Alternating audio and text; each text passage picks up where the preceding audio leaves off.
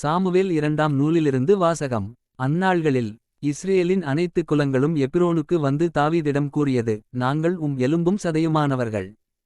சவுல் எங்கள் மீது ஆட்சி செய்த கடந்த காலத்திலும் கூட நீரே இஸ்ரேலை நடத்திச் சென்றவர். நீயே என் மக்கள் இஸ்ரேலின் ஆயனாக இருப்பாய். நீயே இஸ்ரேலுக்கு தலைமை தாங்குவாய் என்று உமக்கே ஆண்டவர் கூறினார். இஸ்ரேலின் பெரியோர்கள் எல்லாரும் அரசரைக் காண எபிரோனுக்கு வந்தனர். அரசர் தாவீது எபிரோனில் ஆண்டவர் திருமுன் அவர்களோடு உடன்படிக்கை செய்து கொண்டார். இஸ்ரேலின் அரசராக அவர்கள் தாவீதை திருப்பொழிவு செய்தனர். திருத்தூதர் பவுல் கொலோசையருக்கு எழுதிய திருமுகத்திலிருந்து வாசகம். சகோதரர் சகோதரிகளே, தந்தையாம் கடவுளுக்கு நன்றி செலுத்துங்கள். அவர் இறைமக்களுக்கான ஒளிமயமான உரிமைப்பேற்றில் பங்கு பெற உங்களை தகுதியுள்ளவர்கள் ஆக்கியுள்ளார். அவரே இருளின் அதிகாரத்திலிருந்து நம்மை விடுவித்து தம் அன்பார்ந்த மகனின் ஆட்சிக்குட்படுத்தினார். அம்மகனால்தான் நாம் பாவமன்னிப்பாகிய மீட்பை பெறுகிறோம்.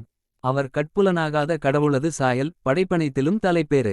ஏனெனில் விண்ணிலுள்ளவை மண்ணிலுள்ளவை கட்புலனாகுபவை கட்புலனாகாதவை அரியணையில் அமர்வோர் தலைமை தாங்குவோர் ஆட்சியாளர் அதிகாரம் கொண்டோர் ஆகிய அனைவரும் அவரால் படைக்கப்பட்டனர். அனைத்தும் அவர் வழியாய் அவருக்காக படைக்கப்பட்டன. அனைத்துக்கும் முந்தியவர் அவரே. அனைத்தும் அவரோடு இணைந்து நிலை பெறுகின்றன. திருச்சபையாகிய உடலுக்கு தலையும் தொடக்கமும் அவரே. எல்லாவற்றுள்ளும் முதன்மை பெறுமாறு இறந்து உயிர்த்தெழுவோருள் அவர் தலைப்பேறு ஆனார்.